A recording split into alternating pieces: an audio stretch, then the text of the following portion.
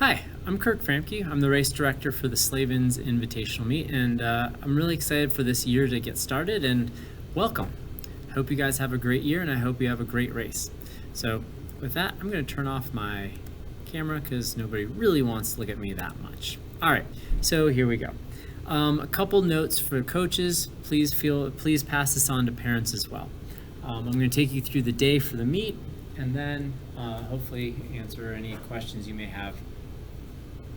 All right, so bus parking and drop off. So when your kids arrive, if you're on a bus, I really want the drop off to occur along Iliff on the eastbound lane. That way you can exit directly onto the park, and so you'll walk from the bus. So let's say here's your bus, beautiful bus, walk across. Coaches check-in will have two tables. One table will be for the timers, the other one will be for the bibs, so you can get your team's number right here. And then I would like you to continue into the area right here, which is going to be for team tents. We have plenty of space for team tents, so please use this area here. It is out of the way. You have access to anything that your kids are going to want to have access to for spectating. You can warm up on the field. That's great.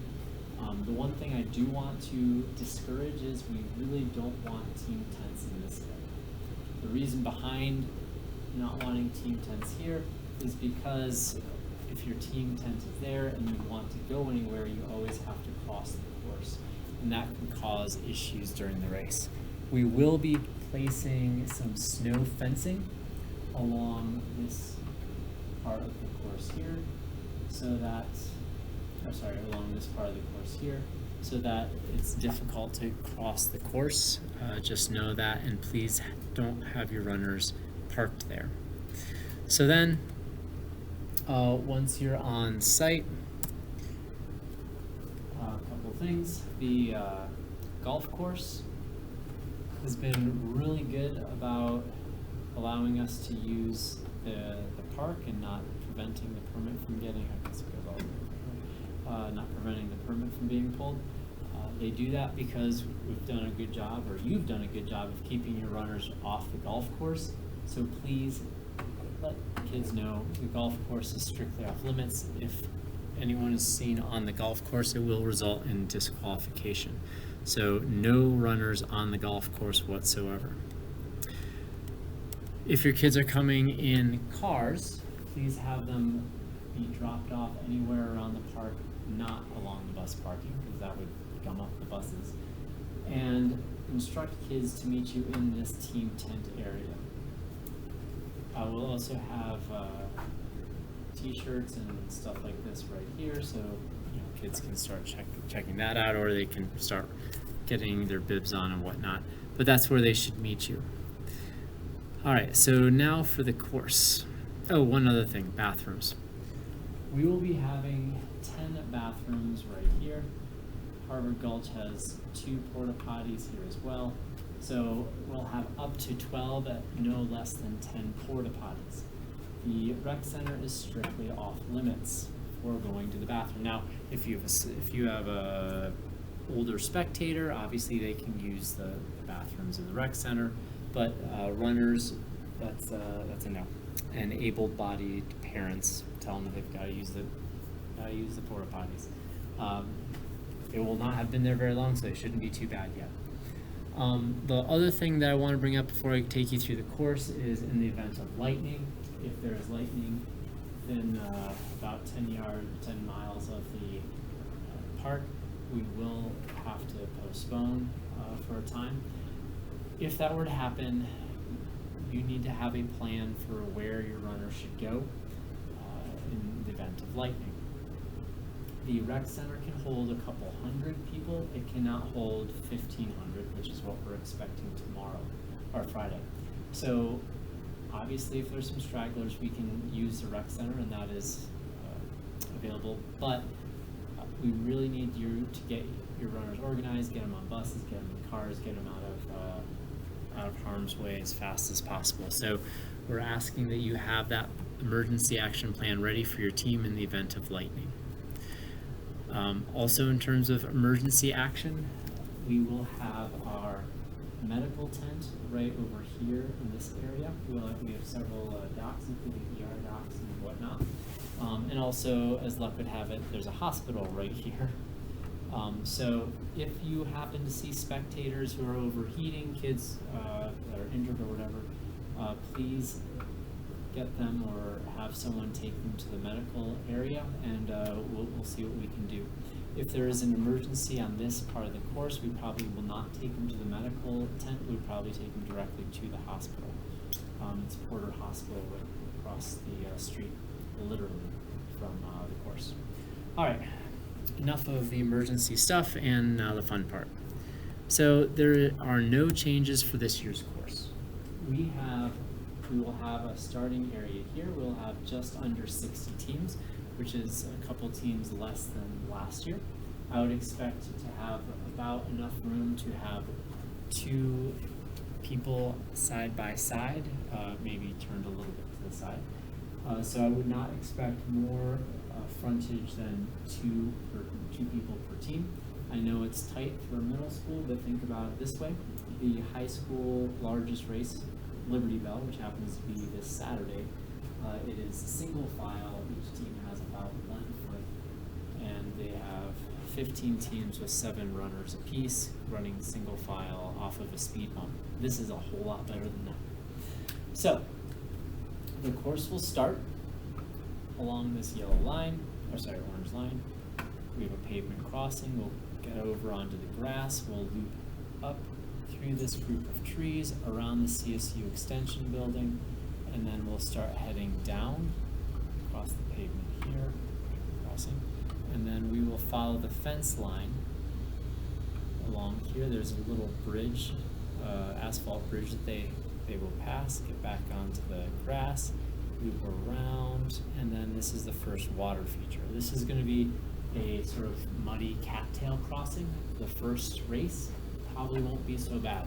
The last couple races, it's going to be muddy. So make sure your kids have their shoes tied tightly. Double knots are kind of a must on this course. So then they'll go through this field, around these trees, up through this grove of trees, come up to this planter area, go through the planter area. They'll cross a driveway here, and then they'll run across this field, up this little berm here, across the driveway into the park. Oh, speaking of the driveway, there's no meat parking inside this area.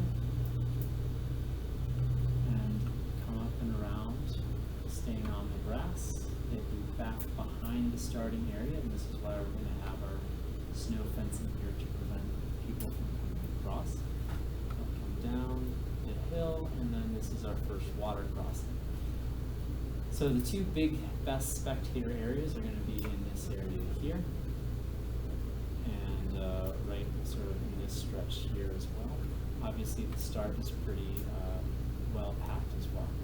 So then they'll come along the creek. Now we will have flagging on the right side of the and we'll define the left side with the creek. So they should stay between the flags and the creek. It will be the shortest, fastest route, so hopefully they're doing okay. We will have bikers. So they'll come around, and then they'll loop up over this little inlet, and then they're going to be running through the trees here. And then this is a pretty narrow place. We will put some temporary fencing here. They're going to run up, and then they're going to descend down along the creek. So this is actually a pretty fast downhill here. It's going to be off camber. We do that because if they run straight down the hill, they'll have to come to a dead stop and make a 90-degree turn. That's probably not good for us either, or them. And so they'll come along here, and then they have a really steep uphill right here. And then they come around, and then in this area right here, there's a grate that they will run across. So there's about an 18-inch step up that is concrete, and then a metal grate that they cross. It probably will be 3 or 4 steps at the most. And then they're going to get off that grate, and then they're going to take a sharp left turn through a little opening in the trees, and then they're going to find their that they're on the other side of this gulch, and they'll run along this long straightaway. Now, there's a large berm right here. Obviously, they should not go over the berm because on the top of the berm it becomes golf course. So they should sit between the berm and the water. It's going to be obvious. They will have a crossing here. This crossing will be fairly long. There will be some running in the water, and it is very soft and muddy. I'll talk a little bit more about the actual crossing and what you should advise your runners to do in a moment. So then they're going to come up this hill, loop around, come back down along the creek, and then they're going to have their last crossing right here, and then they're actually going to jog over this way and come up here to the finish. So that's the course, 3 water crossings plus an added water feature right here. Pretty straightforward. We've had we have been really fortunate with having low number of injuries, especially with the crossings. So here's what I should tell my runners. Runners should never attempt to clear the entire crossing in one jump. That is a recipe for disaster. We have taken all of the rocks out of the middle areas of the creek. There may be some rocks directly next to the walls of the creek.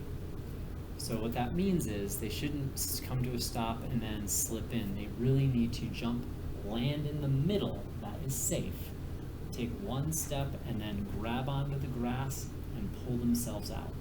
We will have volunteers, adult volunteers at every crossing, so if some of the small 6th graders in particular are struggling, they may receive some help, but obviously the runners who are in it to win it are going to have to negotiate that on their own. So then once they finish, we will have water, and we will continue to fill the water buckets continuously throughout the day.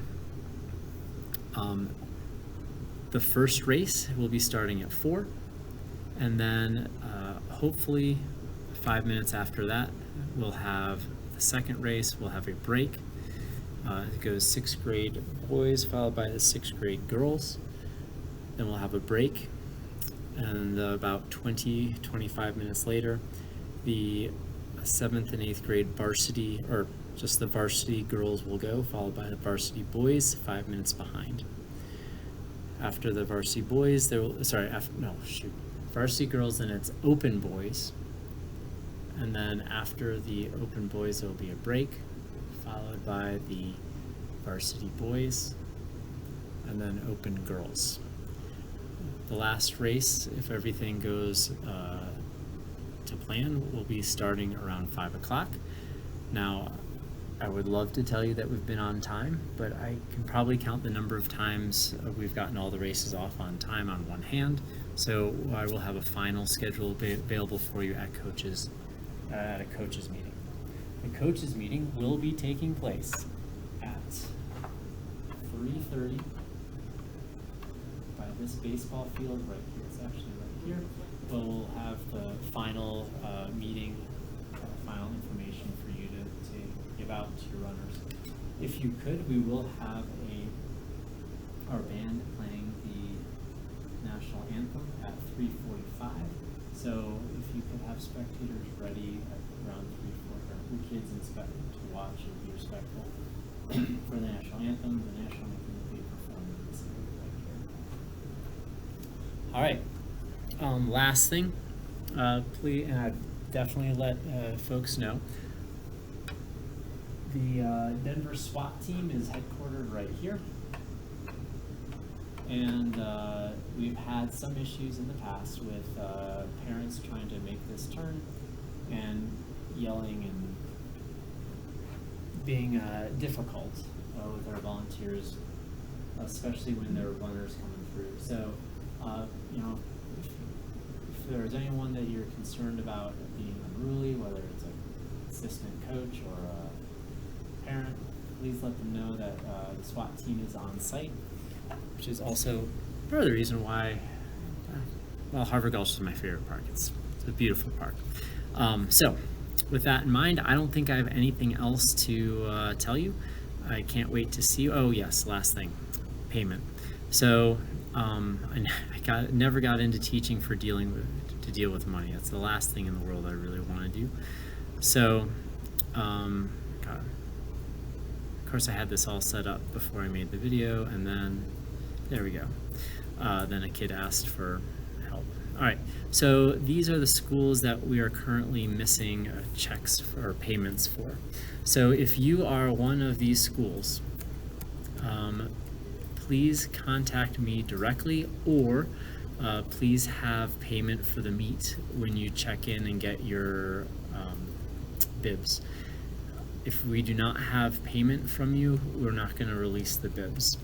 So please, please, please make sure you have that payment ready for picking up if you are on this list. If you are on this list and you believe that your payment has been sent or I should have received it, again, please get in touch with me as soon as possible.